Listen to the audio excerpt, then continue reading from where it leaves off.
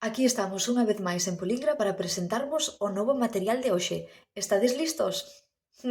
Pero antes, se queredes ver o noso material completo, pedimos vos, por favor, que vos subscribades, que lle deades a que vos gusta, que comentedes se vos apetece e que nos fagades así saber que estades apoiando o noso proxecto. Agora sí, podemos ir coa presentación do novo material. É un material pensado para alumnos xa máis grandiños, por exemplo, para ESO. É un material de léxico, neste caso para enriquecer o noso vocabulario e trátase dunha actividade tamén dinámica que vos podería servir como presentación de outra temática diferente.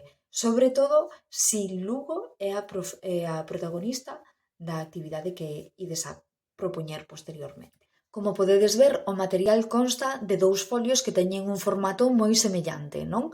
Os dous están divididos como en distintas casas con palabras no seu interior, solo que a diferencia é que un é blanco e o outro ten o dibuixo da cidade de Lugo, da súa muralla, non? Entón, o que temos que facer é manter a plantilla blanca, esa non se toca.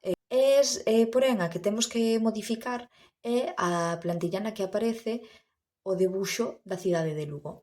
Esta simplemente temos que recortar as casillas. E desta forma o que conseguimos é crear un puzzle. Alumnos van a ter que formar o puzzle guiándose polas palabras. Van ter que ir lendo as palabras que aparece en cada unha das casas que collen do puzzle da cidade de Lugo e poñela sobre a plantilla blanca na que aparece o seu sinónimo. Desta forma van a acabar completando o puzzle, pero grazas ás palabras e non grazas ás imaxes.